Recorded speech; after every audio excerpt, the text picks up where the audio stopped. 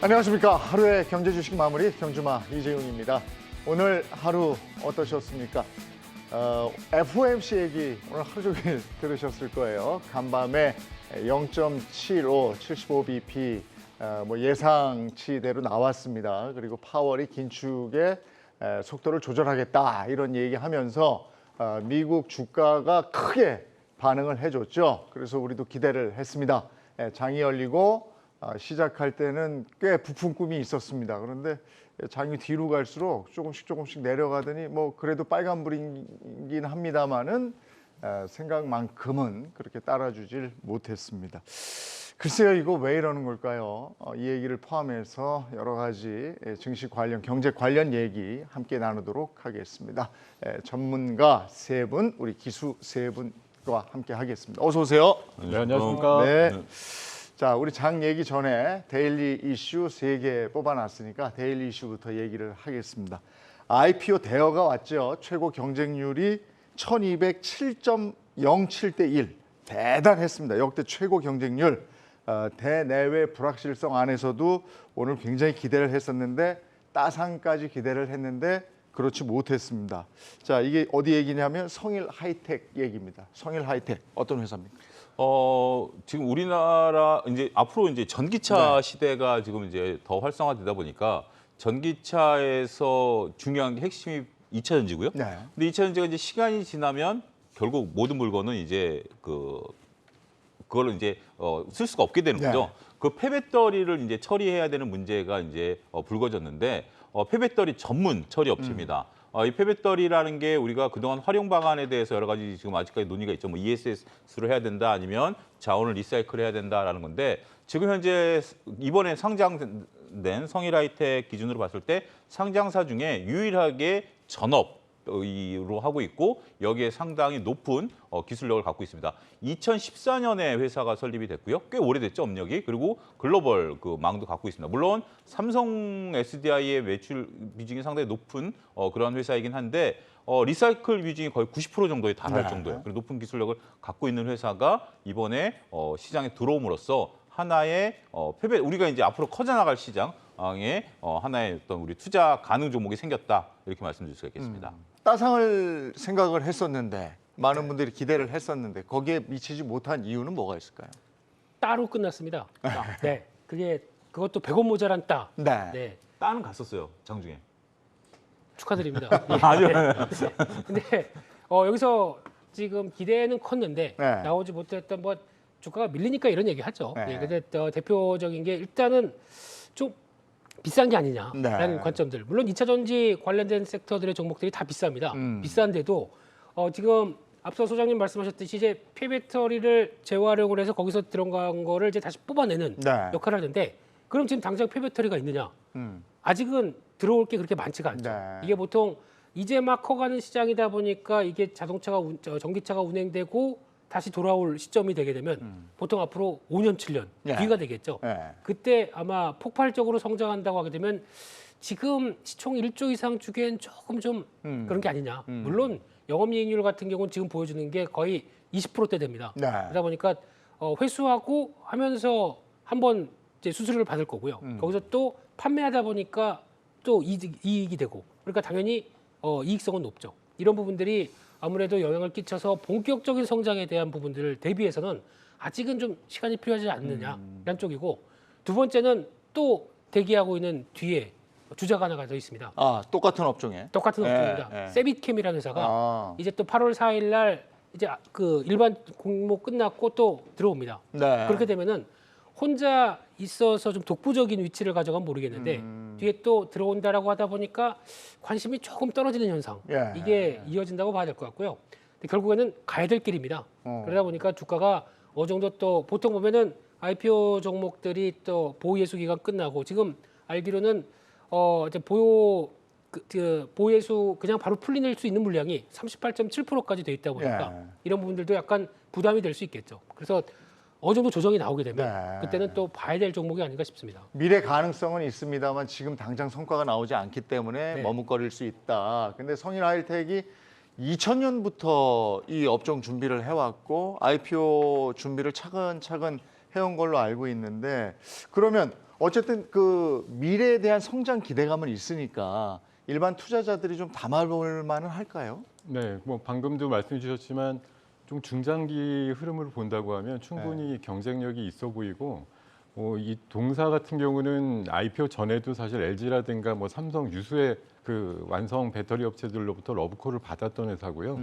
뭐 지금 실적으로도 사실 시장이 아직 개화되지 않았는데도 불구하고 분기 영업이익이 100억 정도씩 나오는 회사이기 네. 때문에 사실 지금의 성장성을 감안해 보면 분기 100억, 뭐 4분기 합치면 400억, 1조를 잡아도 사실 PER 단위로 계산해 보면 20배 조금 넘는 수준이기 때문에 유수의 뭐 IT 기업이나 아니면 성장성이 있는 섹터에 그 펄을 적용해 보면은 그다지 비싸지는 않다는 판단이라서요.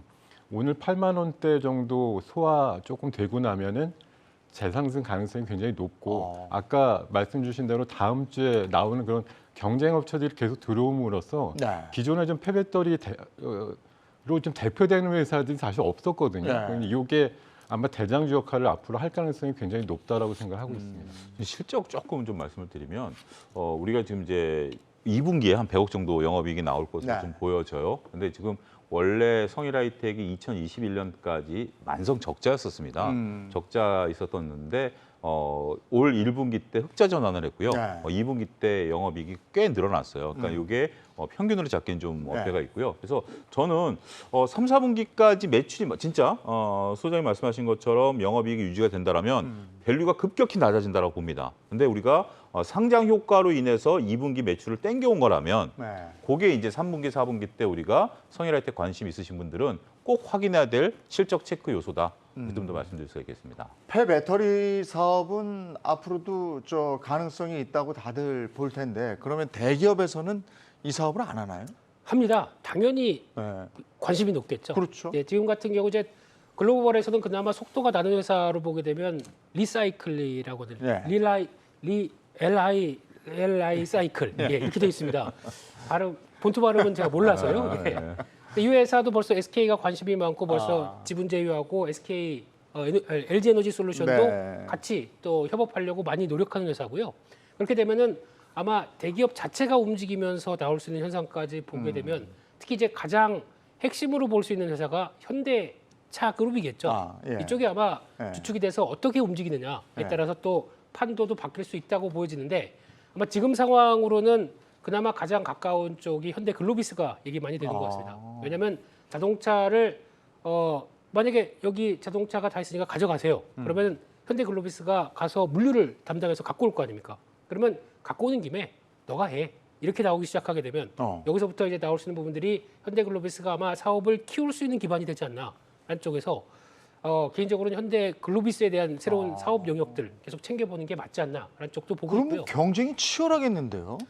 결국에는 대기업이 라고 생각을 하고 있습니다. 승자독식이라고 한다. 근데 이게 경쟁이 치열한다라는 면에 있어서 우리가 고민해봐야 될 게 뭐냐면 이게 수많은 공해 물질을 배출하거든요. 그렇죠. 이게 지금 우리가 만들어진 배터리를 역으로 추적해가지고 이걸 네. 만들어요. 우리가 지금 실질적으로 여러분들 PC 같은 경우 도시광산이라고 우리가 부르는 게 그걸 다시 추출해서 금, 은, 뭐 구리 이런 거 다 만들어 이제 다 하지 않습니까? 거기에 수많은 진짜 공해 물질들이 들어가잖아요. 네. 그게 그래서 저는 이것도 나중에 정리될 걸로 봅니다. 그래서 먼저 선점 효과를 따서 이 라이센스를 갖고 있는 기업과 라이센스를 갖고 있는 것은 우리가 이제 우리가 폐기물 업체들 지금 우리가 라이센스 갖고 있는 기업들만 따로 쳐주잖아요. 신규 진입이 없지 않습니까? 못 들어가는 거잖아요. 그래서 이 시장도 그렇게 곧 닫힐 걸로 보기 때문에 대기업들이 빠르게 이 시장에 진입하고 그러면 성일하이텍이라든지 세비캠 같은 경우는 라이센스가 있기 때문에 이게 나중에 저는 또 하나의 영업권 가치도 따져줘야 될 것이다라고 봅니다. 이게 폐배터리 산업이라는 게 이 폐기물을 얻다가 묻어버리고 이런 게 아니잖아요. 네. 그걸 활용해가지고 다시 쓰겠다는 거잖아요.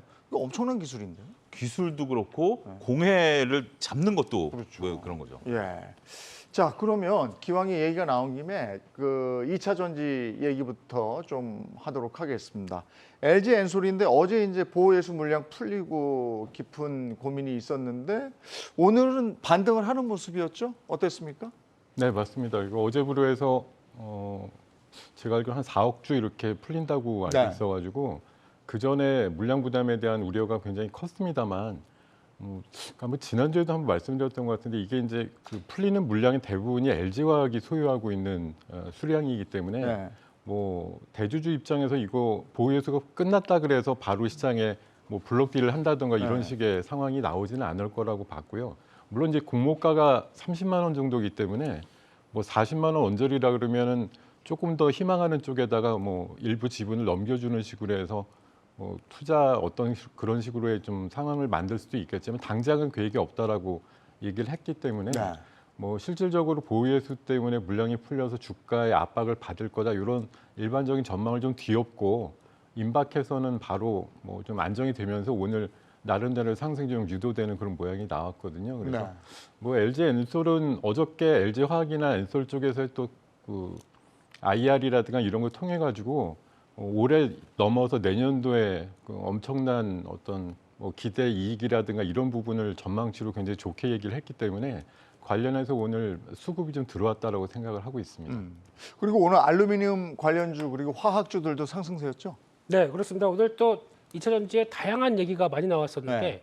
그 중에 하나가 롯데도 이제 간다, 미국 네. 간다. 이런 얘기가- 롯데케미칼. 네, 롯데케미칼과 롯데알루미늄이 합작을 해서 네. 7대 3입니다. 그래서 롯데 그 머터리얼즈 USA 이렇게 만들어 놓고 이제 그 양극박을 직접 이제 미국 최초입니다. 해외에서 들어와서 양극박 만드는 회사가 최초다라고 하다 보니까 그러면은 이제 알루미늄 박 관련된 쪽도 하나의 모멘텀이 되겠다라는 관점 쪽에서 오늘 알루미늄 업체들이 다 주가가 올랐었죠. 네. 남선 알루미늄, 뭐 포스코 케미칼 다 올랐죠? 네, 근데 포스코 케미칼은 다른 얘기긴 하지만 아, 다른 얘기예요. 근데 알루미늄 업체 쪽에서 유독 강했던 업체 중에 하나가 조일 알루미늄입니다.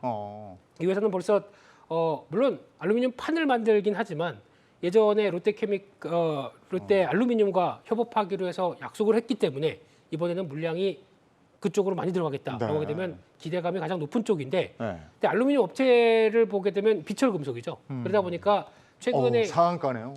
예, 네. 부럽. 예, 그렇습니다. 예. 근데 여기서 이제 1분기 같은 경우 실적이 많이 났습니다. 예. 1분기 때는 구리를 비롯해서 원자재 가격들이 급등했었죠. 네. 근데 2분기부터는 한 30%씩 다 빠졌습니다. 그러다 보니까 단기적으로 실적은 약간 피크아웃에 대한 부담감이 있겠지만 지금부터의 싸움은 Q에 대한 싸움. 그래서 즉 네. 알루미늄 박을 미국에 공급하기 시작하는 원재를 공급하다 보니까 거기서 나오는 변화가 더 커지게 되면 기대감이 높아지는 게 지금 이 회사의 오늘 현실이 아니었나 싶습니다. 네. 요즘 같은 때 저렇게 상한가 가는 종목을 고른 분들은 얼마나 기분 좋을까요?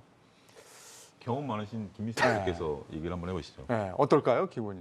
아니 그냥 열심히 살아야죠. 예. 오늘 특이한 게 LG화학이 이제 예. 한번 좀 여러분 화학주가 또 올랐어요. LG화학을 한번 예. 좀 보실 필요가 있는데 LG화학이 이번에 2분기 실적을 보니까 매출이 12조 정도 네, 되고 네. 영업이익이 한 8,600억 정도 나왔습니다. 근데 그 중에서 우리가 최근에 이제 LG화학을 거론하면서 얘기되는 게 첨단 소재 사업부가 있거든요. 예. 그게 전체 포션이 한 10% 정도밖에 안 돼요. 그래서 12조 중에 매출 2조를 첨단 소재가 했습니다. 네. 그러니까 이제 10% 좀 안 되죠. 근데 영업이익이 얼마가 났냐면 3,500억이 났어요. 그러니까 LG화학 2분기 전체 영업이익 8,600억 중에 3,500억을 첨단 소재가 했어요. 뭘로 했냐? 양극재. 양극재 마진이 업계 평균 10%인데 얘네들은 20%를 달성했어요. 네. 그러고 보면 LG화학이 우리가 최근에 첨단 소재 사업부가 거론이 되면서 비중이 작은데 이렇게 네. 봤었는데 마진율로만 놓고 보면 상당히 좋고 LG화학도 이번에 IR을 통해서 이 부분을 더 키워가겠다라고 보면 단순하게 석유화학 회사로 자꾸 LG화학은 우리가 처음에 배터리 회사로 봤다가 네. 분사하고 나서 석유화학 회사로 보는데 또 이제는 소재업체 2차전지 소재로 봐야 되는 그런 또 변화의 기로에 서 있다. 네. 저도 그 점도 말씀드리고 싶습니다. 자, 이번에는 두 번째로 저희가 꼽아놓은 이슈인데요. 한때 많은 분들이 얘기했었는데 요즘에 잘 얘기 안 하던 삼성 바이오로직스. 야, 창립 이후에 상반기 매출 1조 원 돌파 이렇게 돼 있습니다. 큰 거잖아요. 큰 건데 네. 약간의 우리가 여기 그 플러스 알파를 좀 해줘야 되는 네. 게 삼성바이오가 있고요. 삼성바이오에픽스가 있습니다. 삼성바이오에픽스가 있는데 이게 삼성바이오 혼자 한 건 아니에요. 네. 삼성바이오에픽스를 5월 달에 그 회계적으로 완전히 합쳐버렸어요.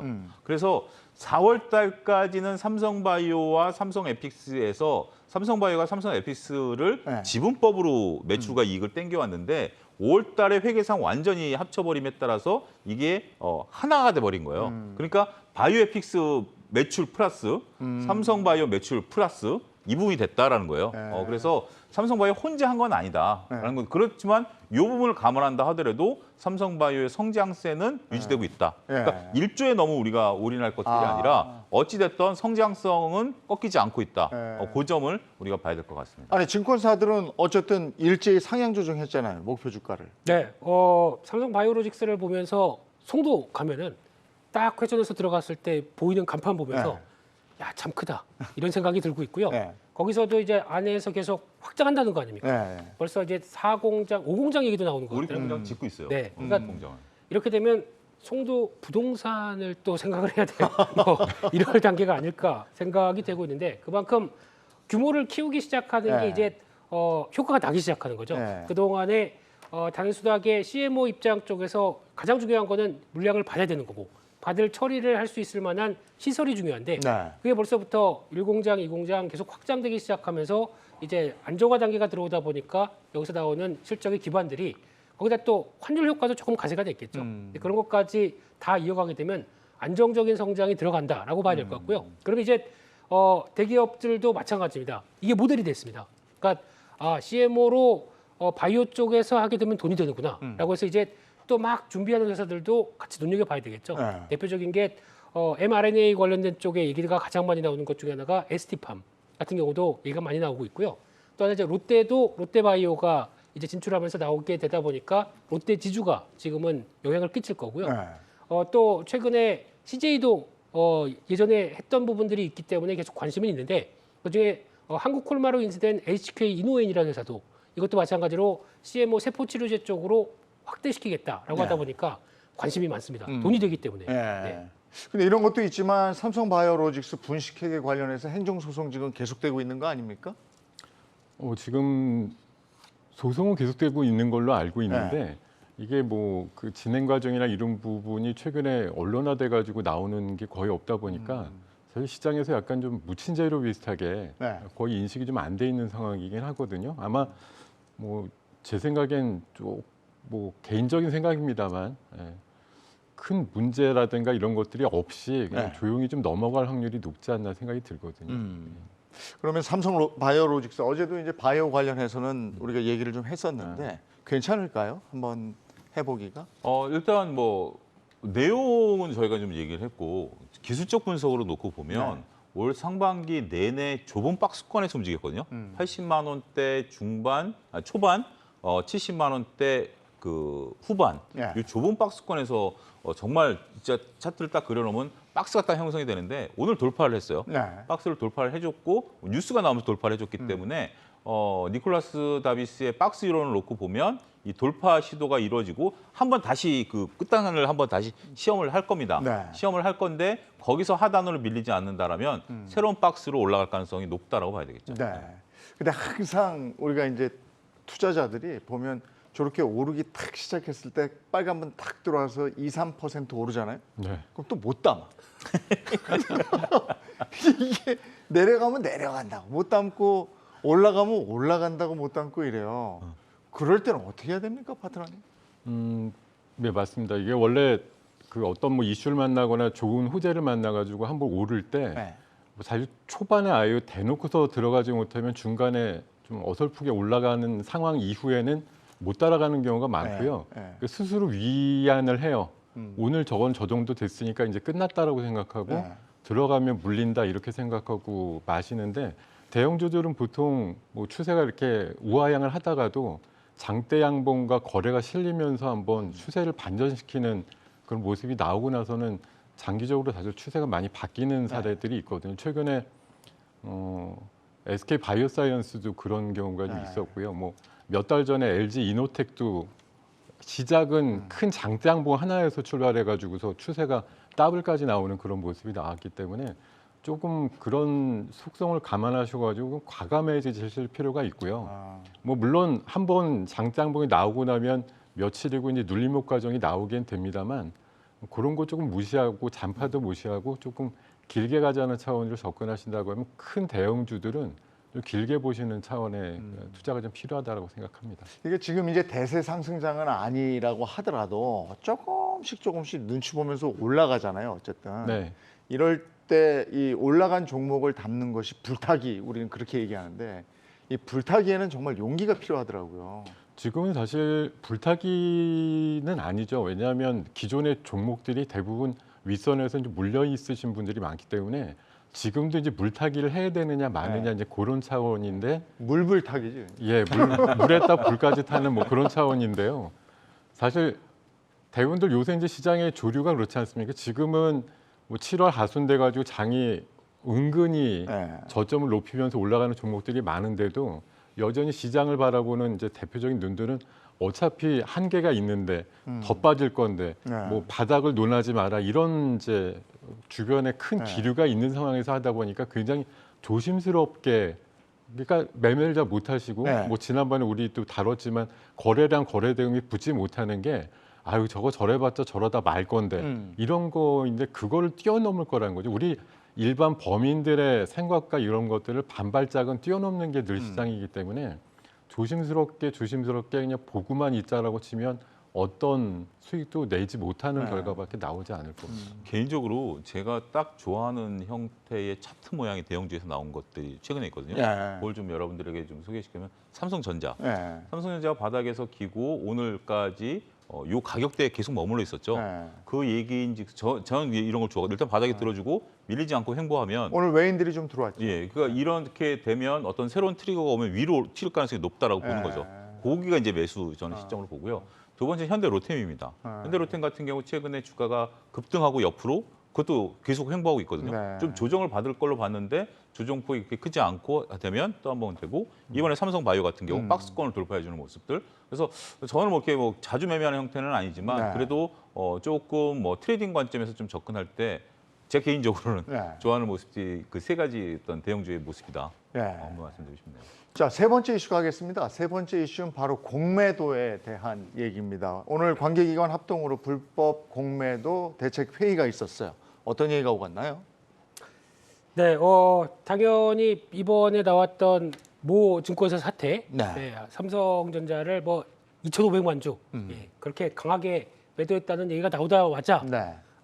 당국이 이러면 안 되겠다 싶어서 부랴부랴 또 금융위원회와 함께 다 이번에 회의를 오늘 했고요. 네. 결과가 나온 게 이제 관련돼서 불법 공매도에 대해서 적발을 강화하겠다. 네. 그냥 항상 나오는 얘기들이죠. 네. 예, 거기다가 또 하나 지금 형평성을 맞추기 위해서 제가 본 것 중에서는 개인 투자자들의 어떤 그 공매도를 했었을 때 나올 수 있는 거래 기간을 거의 이제 좀 연장을 계속하겠다. 또 140%대에서 120%대까지 네. 공여 비율 그 담보 비율을 낮추겠다라고 하는 몇 가지 안들이 좀 나왔습니다. 그래서 시장에서는 이 부분을 어떻게 생각을 할 것이냐가 네. 저는 가장 궁금한데 개인적으로 저는 공매도는 없애는 게 낫다고 생각하는 네. 사람이기 때문에 네. 모르겠습니다. 지금 공매도를 통해서 많이 하는 얘기가 시장에 쉽게 말씀드리면은 해지할 수 있는 수단이 있어야 되는 게 아니냐라고 본다고 하더라도 제 개인적인 생각으로는 선물 옵션 시장이 있고 거기다가 개별 주식 선물 옵션이 있고 그러면은 충분히 해지를 할 수 있다고 생각합니다. 그걸 직접적으로 솔직히 없는 주식을 갖다가 매도한다는 이 현상 이것부터는 이게 무슨 금융 기법인가? 네. 잘못하게 되면 사기 아닌가라는 생각이 들 정도로 지금 또 거기다가 지금 딱 보면 그렇지 않습니까? 지금 100억 정도 공매도가 나왔다. 70억은 외국인들이 하고 있습니다. 네. 나머지에 대한 거를 그대로 또 쫓아가지 못하게 되면 어차피 지금 외국인들에 따라서 심리가 같이 맞춰지는 상황에서 거의 완전히 외국인들을 위한 상황 아닙니까? 그렇기 때문에 이런 불합리한 거를 펼쳐지는 이런 상황은 아예 그냥 접는 게 낫다. 개인적으로 그렇게 생각합니다. 근데 오늘 증권사들 이제 과태료 처분을 했는데 뭐 10억, 6억, 뭐 1억 9,500만 원, 7,200만 원, 1,200만 원 이래요. 이거 어떻게 생각하십니까?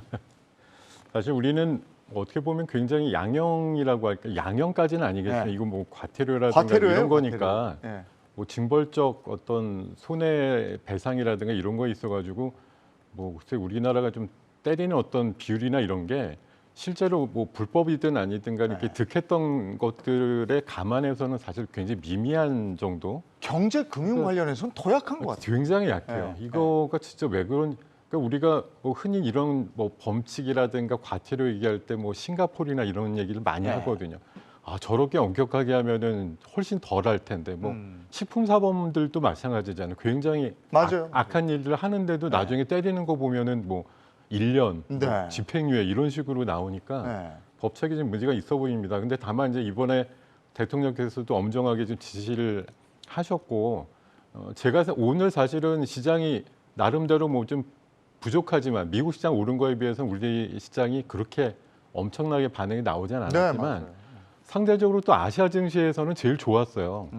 아시아 증시 나머지 시장은 거의 보합이거나 네. 홍콩은 일부 마이너스도 나고 끝났기 때문에 뭐 미국의 시장 보면은 같이 따라할 것 같은데도 별로 그렇지 못했는데 저는 오늘 요 공매도 관련된 이런 내용을 조금 제 나름대로는 그 2차 증시 안정 대책이라고 저는 생각을 하고 있거든요. 그러니까 공매도를 우리 김인수 대표님의 바람대로 네. 완전히 근절하지는 못하지만 뭐 이렇게 선진국의 어떤 그런 것들 좀 따라한다는 차원에서 그렇지만 이제 불법 공매도가 은연중에 많이 판쳤다는 걸 감안해 보면 네. 하여튼 표면적으로 이렇게 메시지를 던져줌으로써 당분간은 불법이든 합법이든 공매도가 그러니까 움찔할 수 있는 가능성은 충분히 열렸다고 보기 때문에 공매도의 어떤 그 잔고가 좀 줄어드는 효과도 있을 수 있고요, 장기적으로. 그리고 제 평소의 지로는 사실 개인분들이 공매도에 대해서 똑같은 이제 평평한 운동장의 논리를 자꾸 주장을 하시잖아요. 네.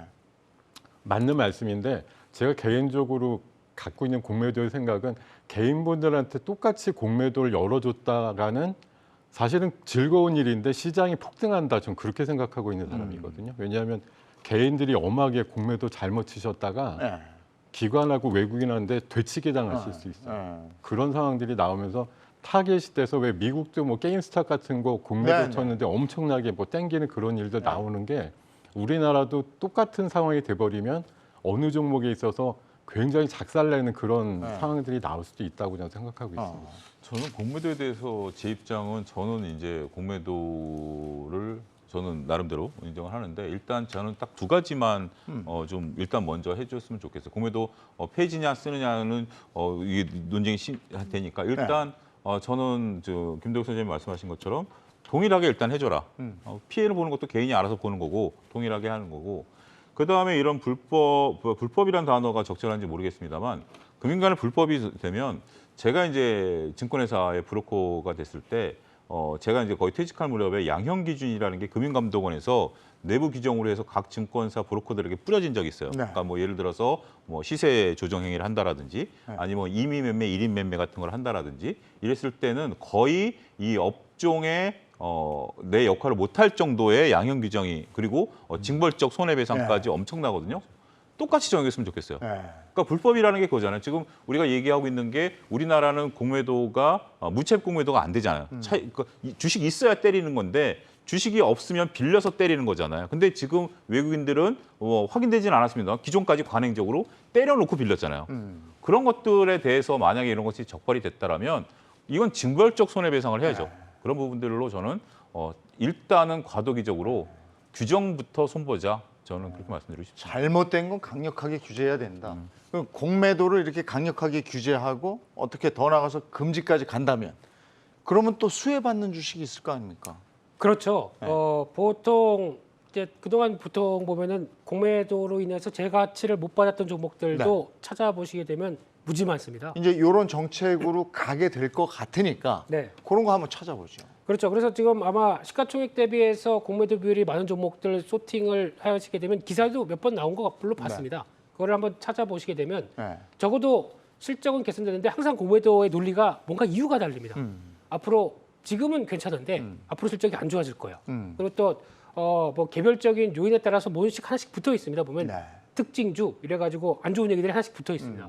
그거에 따라서 움직였는데 그게 그 정도로 심각하게 주가를 누를 요인인가 확인해 보게 되면 이런 부분들이 아니다라고 생각됐을 때는 또 이 공매도 청산과 함께 움직임이 나올 수 있겠죠. 네. 이런 부분들을 한번 좀 보셔야 될 때라고 생각이 들고 있고요.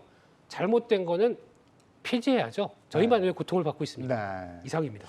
알겠습니다. 데일리 이슈 세 가지로 나눠봤고요. 이제 FOMC 얘기 안 하고 갈 수가 없죠. 미국 장 같은 경우에는 FOMC가 0.75 예상대로 발표할 것이다에 한 번 올랐고 발표 시점에서 한 번 올랐고 파월의 입에서 한 번 더 올랐어요. 그래서 3번 올랐다 이런 표현인데 한번 설명 좀 해주시죠. 저는 푹 잤습니다. 푹 자고 아침에 일어나서 보니까 말씀하신 대로 계단식 상승, 특히 이제 파월의 입을 통해서 거의 이제 한 2% 올라가는 게 4%대까지 네. 확 올라가는 이건 뭐지? 그러고 봤더니 이제 그런 거죠. 그러니까 결국 시장에서 뭐 여러 가지 설왕설래가 있었습니다만 연준은 지금 뭐 75bp 네. 예정대로 해 왔고요. 그다음에 이제 다음번에 대해서 우리가 이제 뭐 언론 기사마다 좀 다르긴 합니다. 이제 9월 달에 어느 정도 금리를 올리겠다. 거기까지는 이제 얘기가 나왔고 그 이후부터는 조금 우리가 상황을 보고 이제 9월 달에 올릴 때도 네. 바로 이제 그런 얘기를 좀 한 걸로 제가 알고 있어요. 그러니까 이제 숫자를 보고하겠다. 뭐 당연히 숫자 보고하는 건데 그런 말을 굳이 했다라는 것은 지금 상황이 조금 나아지기를 바란다라는 어떤 제가 개인적으로 해석할 네. 때는 좀 그런 것들도 감안하겠다라는 것들이고요. 일단은 9월 달까지만 어느 정도 지금 뭐 가능성은 뭐 75bp도 언론에서 좀 나오고 50bp 얘기도 나오지만 그 이후부터는 조금 이 금리 인상 속도가 천천히 갈 네. 것으로 이제 확실시 이제 증권가들은 보고 있고 제반 지표들도 일부 그렇게 나오고 있기 때문에 일단 지금 어떻게 보면 정점을 통과하고 있는 게 아니겠는가 그런 인식들이 주식시장에 있어 미국 시장 같은 경우 네. 이렇게 불을 좀 당기지 않았는가 그렇게 좀 해석을 하고 있습니다. 그 어떤 게 좋은 거예요? 9월에도 75bp로 가는 게 좋은 겁니까? 9월에는 그냥 50bp 정도로 가는 게 좋은 겁니까? 시장은? 가장 중요한 거는 그거 같습니다. 연준이 생각했던 기존 궤도대로 갈 수 있을 정도로, 그러니까 지금은 이 상황에서 2.5% 만들어 놓고, 네. 그다음에 9월 달에 50bp, 11월, 12월에 25씩. 네. 이게 지금 평탄한 경로로 지금 투자자들이 다 인식하고 있는 상황입니다. 근데 여기서 어떤 특별한 변수가 생겨서 불확실성을 키우느냐, 네. 이게 가장 중요하다고 봐야 될 것 같은데요. 그중에서 오늘 나왔던 얘기를 종합하게 되게 되면 물가 의존적이다, 데이터 의존적이다라고 해서 앞으로 지켜보겠다. 네. 근데 확실하게 정점의 피크아웃의 징후는 나오고 있지만 대답을 안 하셨습니다. 네. 일단 얘기는 아직도 자신하지 못하겠다라는 부분들이 상당히 있다고 봐야 될 것 같고요. 솔직히 여기서 한 8, 9월 달 사이에 갑자기 또 어떤 모를 변수로 유가가 또 급등한다. 또 모릅니다. 어떻게 될지 모르는 상황이기 때문에 이 부분에 대해서 주시는 하겠다는 입장이고 네.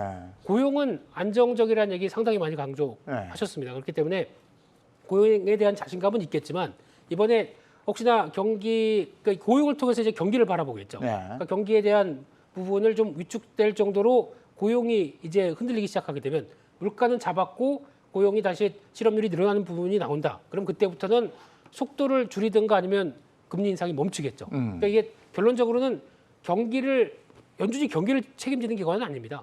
그렇다고 하더라도 고용 수준에 따라서 경기에 대한 변화가 발생하기 시작하게 되면 거기는 주시하겠다는 입장이기 때문에 지금부터는 딱 두 가지만 봐야 되겠죠. PC라고 하는 물가 관련된 지표, 개인 소비 지출에 반영되는 물가 수준, 그리고 또 고용 지표. 그러니까 항상 월말, 월초에 나오기 시작합니다. 이런 지표들을 계속 체크하면서 또 중간에 나오고 있는 소비자 물가 지수 세 가지를 계속 보면서 볼 수밖에 없는데 그냥 마음 편하게 이런 거 안 보고 주식하면 안 될까요? 네. 근데 이런 걸 다 신경을 안 쓰고서는 또 안 된다고 그러니까. 근데 그렇습니다. 아까 이제 저 아시아 증시에 대해서 말씀해 주셨잖아요. 네. 우리나라는 그나마 선방한 거다 이렇게 얘기하셨는데 네. 글쎄요. 75bp로 가고 이러면서 아시아 각국이 네. 이 금리 인상에 대한 부담을 상당히 느끼고 있다. 이렇게 봐도 되겠습니까? 뭐 정석적으로 보면 당연히 오늘부로 해서 미국하고 우리도 금리 역전이 다시 네. 또 되었기 때문에 사실 시소 게임 같은데 다음 달에 있는 뭐 금통위에서 또 0.5 정도 올려가지고 또 올려놔야지 네. 뭐 약간 환율도 방어가 될 뿐 아니라 외국인들의 뭐 매수세라든가 매도 이런 것들에 좀 제한이 걸리지 않을까 그런 관점에서 그렇고 또 특히나 이제 중국이라든가 일본은 뭐 지금 미국의 금리 인상과 상관없이 따로 노는 플레이어들이라서 네. 조금 논외긴 해요. 뭐 일본은 어차피 제로 금리를 아직도 그냥 포기 안 하고 있기 때문에 미국이 저렇게 올라가면 그 차이가 이제 갭이 계속 나오는 거고 뭐 환율에 대해서도 거의 지금 그냥 손을 놓은 상태라고 보기 때문에 그냥 시장에다 맡겨놨다 이제 이런 상황이고 중국은 뭐 호시탐탐 금리를 조금이라도 내릴까 뭐 이런 정도로 네. 예, 돈을 좀 시장에다 갖다 부으려고 하는 상황이기 때문에 조금 우리나라는 결이 다른 것 같고요. 일단 우리는 미국하고 동조한다 아니면 금리에 있어서 대등하게 맞춘다라는 그런 개념을 갖고 있고 하는 총재께서도 오늘인가 아마 발언을 그렇게 한 것 같아요. 아직까지 우리 금리에 대해서 여유 있다 이렇게 얘기하는 걸 보면은 다음번 금통위에서도 빅스텝 정도 할 수도 있다 이런 네. 가능성이 좀 열려 있지 않나 생각이 듭니다. 그럼 0.5%포인트. 근데 우리는 걱정인 게, 그러니까 미국에서 기준금리 올리는 거는 미국의 그 금융대출 금리에 바로 반영을 안 되는 것 같은데 우리나라는 기준금리를 올리면 금융상품이 바로 올라버려요. 그래서 우리 그 일반 국민들한테 미치는 파장이 너무 크거든요. 그런 우려가 있잖아요. 우리가 이번에 50bp 올린 게 단순하게 1.75에서 2.25지 않습니까? 28% 올린 겁니다. 네. 퍼센테이지로 보면 네. 50bp를 올린 거지만 퍼센테이지로 보면 28%가 올라간 네. 거거든요. 어마어마한 어떤 부분들이 되는 거죠. 이제 미국은 이제 말씀하신 게 좀 시스템이 다릅니다. 우리는 네. 이제 한국은행이 기준금리를 정하면 모든 시중은행이 기준금리 따르는 거고 네. 이제 연방기금 기준금리이기 때문에 네. 요게 이제 연방기준금리는 각 은행들이 연방은행과 거래하는 기준금리거든요. 그래서 개념이 약간 다르긴 하지만 어찌됐든 그냥 그런 내용보다는 일단 요 기준에 맞춰 간다라고 보시면 될 것 같은데 이번에는 좀 발빠르게 좀 전해 들은 얘기입니다만 예금금리 올랐다라고 저녁 때 문자 받으신 분들도 있다고 그러시더라고요. 네. 보통 대출금리 예금금리도 올리더라고요. 네, 예금금리가 예대 올라가- 맞은 얘기 나오니까. 예. 네. 그렇게 해서 정부가 이제 하고 있는데 지금 이제 정부가 좀 많이 관심을 갖고 있죠. 네. 그래서 쉽게 지금 뭐 대출금리 못 올리는 것 같고 여러 가지 부분들이 있는데 안타깝죠. 지금 네. 이제 뭐 원래 우리 체력만 놓고 가만히 놓고 보면 이렇게까지 올려야 되는가에 대해서 물론 논쟁거리가 되긴 하지만 네.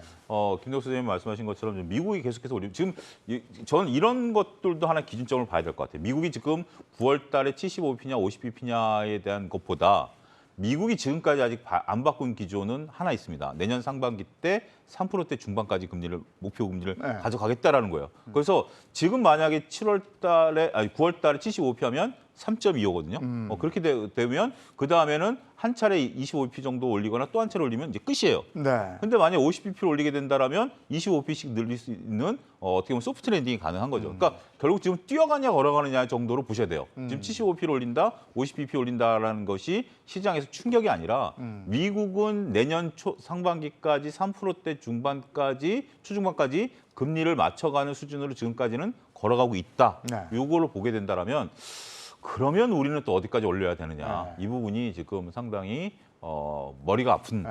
형국이다라고 봐야 되겠어요. 근데 이러니까 이제 우리가 주식하시는 분들도 대출해서 하시는 분들도 있고 이제 집을 가지고 있는 분들도 다 대출 끼고 집 사니까 그 이자 부담이 생겼죠. 거기다가 지금 내 계좌는 거의 반토막 나 있죠. 그러니까 아까 수급 말씀도 하셨는데 이런 와중에 누가 이렇게 섣불리 장에 들어올 수 있을까 이런 생각을 하게 되거든요. 그러다 보니까 네. 요즘에 개인들의 매도세가 큰 날은 네. 이틀 뒤에 보게 되면 예탁금이 빠집니다. 네. 그러니까 즉 약간 이제 시장에 대해서 이제 도저히 지쳤고 탈출 얘기하시니까. 네, 여기서 금리도 계속 올라간다는데 네. 내가 마이너스 통장 마통 네. 계속 유지해야 돼라고 하면서 그냥 상환하는 과정이겠죠. 그러다 보니까 관심이 점점 줄고 네. 저희 시청률도 떨어지고 이러면 안 되는데 예. 이 방송 보고 계신 분들은 계속 보고 계시니까 예, 안 보신 분들 얘기할 필요는 이제 다 같이 손잡고 손잡고. 보셨으면 좋은 프로입니다. 네. 예. 그래서 이렇게 나왔을 때 시장에 거래량으로도 나오고 거래대금으로도 나오고 네. 관심이 떨어지는 게 지금의 현상이 아닌가 생각되고 있는데, 근데 그러면서 나오고 있는 변화 중에 하나가 시장에서는 오히려 관심이 떨어질 만한 무렵에 지난주부터 네. 느낀 현상은 중소형주가 셉니다. 그렇다는 얘기는 중소형주를 볼 때 과거의 호가보다 많이 줄어져 있어요. 그러다 보니까 어느 정도 모멘텀이 나왔었을 때 대형주보다 중소형주가 반응하는 속도가 훨씬 더 빠르더라고요. 그래서 약간 5천억대에서 시총 기준으로 한 2천억대 사이 정도의 이제 종목들이 훨씬 더 움직임이 빠르다는 얘기는 그만큼 많이 하락했던 부분들을 내가 왜 이렇게 그동안 많이 하락했지 하고 네. 찾아가는 과정이 이쪽이 한정된 자금이다 보니까 더 빠르게 집중된다. 그래서 약간 중소형주의 움직임이 더 빠른 쪽을 좀 염두하시고 지금 대응 전략을 짜시는 것도 좋지 않나 생각이 들고 있습니다. 그러면 지금쯤 한번 참여를 해볼 만한 시기라고 보시는 겁니까? 지금 파트너님도 그렇게 보시는 겁니까? 그런 질문 받으면 아직도 참여 안 하셨습니까? 이게 오히려 아직도 참여 안 돌리는데 하셨습니까? 사실 뭐 1년을 되짚어 보면 뭐 이전부터 대부분의 분들은 하고 계셨고 참여를 하고 계시고 1년 전부터 빠지기 시작한 장에서도 참 어떻게 보면 용케라는 표현이 좀 죄송할 수도 있지만 용케 버티면서 지금까지 오신 분들이 또 대다수실 거고요. 이거 방송을 보시는 분 중에 네. 오늘 내일 바닥 찍은 것 같은데 이러고서 이제부터 주식해야지라고 생각하는 뭐 주린이급들 정말 신생 주린이 이런 분들은 생각보다 많지는 않으실 거예요. 뭐 그리고 지금 장을 그냥 먼 발치에서 팔짱 끼고 마치 장기나 바둑을 훈수하듯이 보시는 분들 입장에서도 아직은 좀 뭔가 본격적이지 않을 것 같은데라고 해서 참여를 본격적으로 하겠다 내지는 내 자산의 대부분을 지금 투여하겠다 이렇게 생각을 하시지 않는 분들이 오히려 많을 것 같은데 네.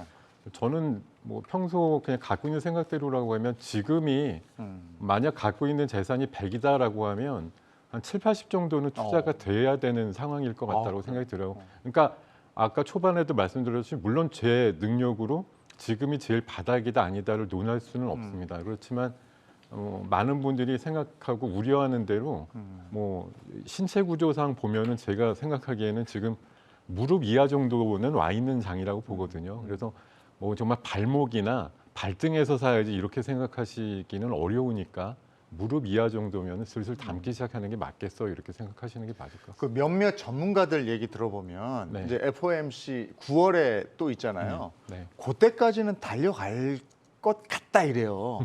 예. 그 의견에 대해서는 어떻게 생각하십니까? 그게 원래 그 5월달, 6월달에도 7, 8월 반등장을 생각하시는 분들의 의견들이 대부분 그런 경로의 시나리오를 갖고 있는 거였거든요. 저 역시도 6월달에 좀 말씀드린 게 7월과 8월장은 좀 반등이 나오고 9월장에 사실 어제 파월이 직접적으로 거명을 했는지는 제가 확인을 못 해봤는데 푸틴이라는 이름이 거명이 됐는지 모르겠습니다. 연준이 갖고 가고자 하는 금리에 대한 경로가 있는데 단 한 가지 변수가 있다고 하면 푸틴이라고 해석을 하고 있거든요. 가을에 그 11월 중간선거 망치려고 에너지나 그 곡물에 대해서 또 장난질을 한다던가 이런 식으로 해가지고 9월달 이후에 상황을 좀 어렵게 만들어가서 인플레를 또 급등시켜버리는 날이 나오면 연준에서 대책 없이 금리를 더 세게 올려서 뭐 지금 경로를 갖고 있다는 연말에 3.5%라든가 내년도에 3.8% 그냥 일시적으로 다 무시하고 일단 잡어. 왜냐하면 파월이 오늘 얘기한 게 인플레 2% 이대로 잡겠다고 얘기했거든요. 네. 그게 지상 과제라고 얘기를 네. 했기 때문에 인플레가 대책 없이 올라가게 되면 연준도 약간 상식의 끈을 놓아놓을 수 있는 그런 결론이 나올 수도 있거든요. 야, 그럼 푸틴한테 달린 겁니까? 푸틴한테 많이 달려 있다고 보죠. 참 깝깝한데. 근데 만약에 이제 그런 일이 없이 네. 9월까지 이제 갔어요. 그러면 그때까지 이제 상승장이라고 본다면 이게 언제까지 갈까요? 어떤 분들은 또 연말 랠리가 있을 것이다 이런 얘기도 해서. 그런데 지금 이제 뭐 굉장히 다들 조심스러워. 여기 지금 같은 저뿐만이 아니라 다른 두 분도 조심스러울 것 같아요. 지금 네. 올해처럼 시장을 미리 본다라는 것이 어이없는 상황으로 예측이 많이 깨지잖아요. 네. 우리가 이제 올 초만 하더라도 전쟁이 일어날 걸 몰랐고 전쟁도 빨리 끝날 줄 알았고 그런 거에다가 이제 뭐 유가 올라가는데 이렇게 더울 줄도 몰랐고 뭐 여러 가지 이제 변수들이 있는 상황이죠. 그래서 지금은 어떤 하반기 때까지 랠리가 펼치냐 뭐 이거는 상당히 지금은 쉽지 않다라고 봅니다. 왜냐하면 뭐 경기 둔화 지금 뭐 삼성전자도 경기 둔화에 대한 얘기를 공식적으로 하고 있는 상황이기 네. 때문에. 근데 중요한 것은 지금 투자자분들의 관심이 급속도로 떨어져 있다는 것을 먼저 보시고 투자 전략을 세워야 될 것으로 보여요. 조금 전에 저희 지금 얼굴 화면 밑에 지금 저도 지금 이제 화면을 통해서 봤는데 1거래대금이 13조로 줄었답니다. 네. 1년 전에 반토막 기사를 보면 1년 전에 26조였다라는 거죠. 네. 근데 동학기금운동 한참 나왔을 때 거래대금이 44조까지 간 적이 있거든요. 그거에 비하면 지금 뭐 거의 3분의 1 토막이 난 거죠. 네. 그리고 오늘 어떤 기사를 보니까 회전율이 제로예요. 그러니까 이제 매매를 거의 안 하시는 거예요. 근데 그 속에서 저는 오히려 이럴 때 저는 이제 나눠야 된다라고 봅니다. 김인수 대표께서 말씀하신 것처럼 중소형주들에 대해서 실적 가이던스가 좋아지는 것들이 움직임이 활발한 게 사실이에요. 거기에 포커스를 맞추셔야지 일단 우리가 랠리가 있을 것으로 보는 시각에다가 어느 정도 바닥을 잡았다라고 해서 여러분들이 갖고 계신 것들에 대한 무조건적인 물타기. 저는 그거는 경계해야 된다. 그러니까 일단은 지수가 지금 더 이상 밀릴 가능성은 제가 볼 때는 조금 크지 않기 때문에 여기서 이제 얼마큼 올라가지고 머무르냐에 대한 어떤 수싸움이 이루어질 것으로 보여지는데 그 역할들은 중소형주단들이 지금 할 가능성이 높기 네. 때문에 그런 걸 가지고 조금 매매를 하시면서 시장이 조금 더 안정이 확인되면 여러분들이 갖고 계신 대형주라든지 이런 것들 물타기를 좀 할 수도 있겠지만 지금 바닥 입고 물타기로 들어가는 것은 여전히 저는 조심스럽다 이렇게 말씀드리고 싶습니다. 김 대표님 어떻게 생각하세요? 네, 지금 시점에서 저희 아까 7, 80이라고 하셨네요, 100 중에. 예. 죄송합니다, 100입니다. 아, 네. 지금 다 들어가야 네, 됩니까? 아이고 항상 예 은행에 예금해 본 적도 없고 그냥 주식 계좌가 다였습니다.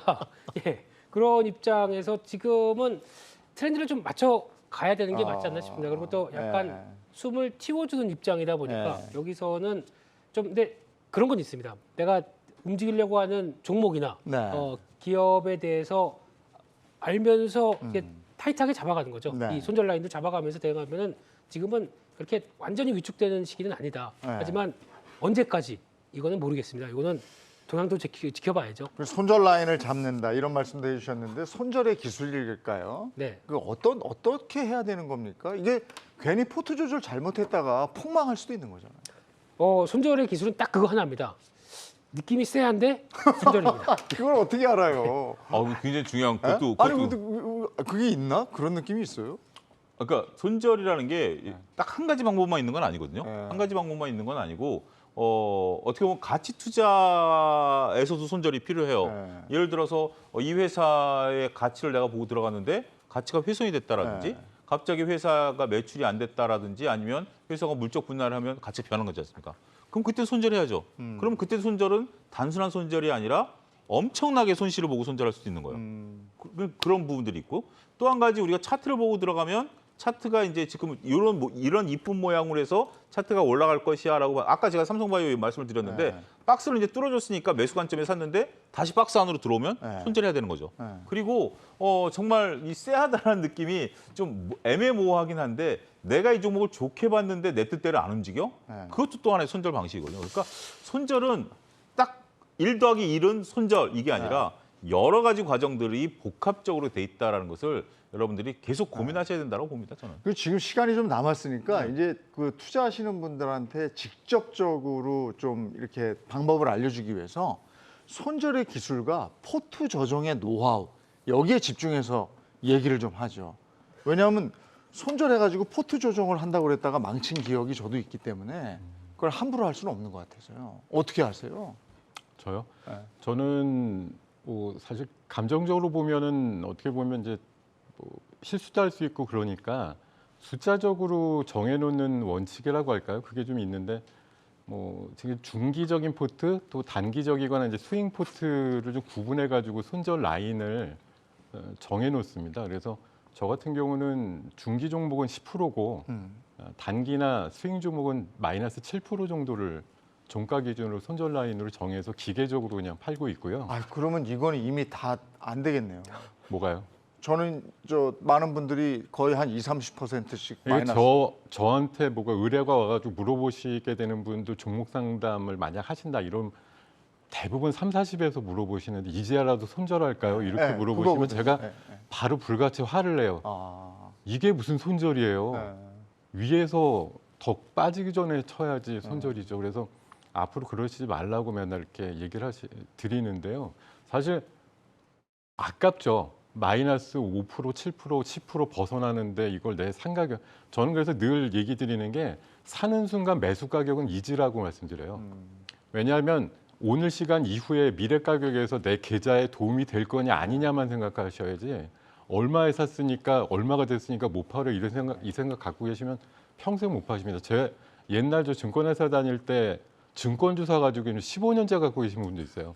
아직 고점이 안 와가지고 사신 가격이 안 돼서 그런 분도 있습니다. 그리고 제가 계좌에 대해서 또 하나 갖고 있는 원칙이 뭐냐면 만약 1억짜리 계좌다 이렇잖아요. 그럼 여러 가지 종목으로 포트를 만들어 놨습니다. 근데 장이 이상하든 아니면 내 구성되어 있는 포트 종목이 이상하든 1% 이상급이 이틀 연속으로 빠지면 저는 그 포트가 이상하다고 생각하는 거거든요. 그래서 포트 조정을 들어가야 된다 이렇게 생각하고 있습니다. 그러니까 1억짜리 계좌인데 100만 원 이상 이틀 연속으로 빠지면 이거는 장이 이상해서 조심을 해야 되든 아니면 장에 대비해서 내가 구성한 포트가 이상해서 장하고 좀 따로 놀든 이렇게 판단을 하고 포트를 바꿔야 된다 이런 이제 알람을 좀 갖고 대응을 한다 이렇게 말씀드리겠습니다. 대표님도 노하우 간단하게 설명 좀 해주세요. 딱 한마디만 드리겠습니다. 네. 시간 관계상 뭐 네. 이거 얘기 드리면 1시간, 2시간도 좋고요. 예.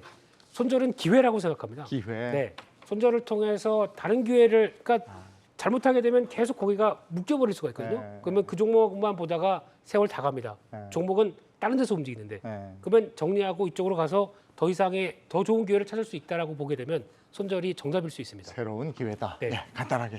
하나는 좀 보험이라고 봅니다. 보험. 우리가 이제 손절을 했는데 주가가 올라가면 어떡하느냐 이렇게 생각하시는데 매년 자동차 보험 들고 나서 사고 안 났다고 보험료 아까워하시는 분들 심정적으로는 아깝죠. 근데 만약에 내가 산 주식이 90% 하거나 상패를 당한다, 그거에 대한 보험일 수도 있다. 저는 그 점 말씀드리고 싶습니다. 알겠습니다. 자이언트 스텝을 우리는 지금 두 번째 겪죠. 근데 이 참 인간이 적응을 잘합니다. 두 번째 오니까 그렇게 크게 막 겁나지도 않습니다. 이제 앞으로 어떻게 갈 것인가 다 불안하긴 하지만 이렇게 견뎌가면서 경주마 함께 하시면서 같이 위안도 좀 받으시고 대책도 좀 세우시고 그렇게 하시자고요. 자, 저희 이번 주는 여기까지고요. 다음 주 월요일에 좋은 컨디션 가지고 다시 뵙겠습니다. 고맙습니다.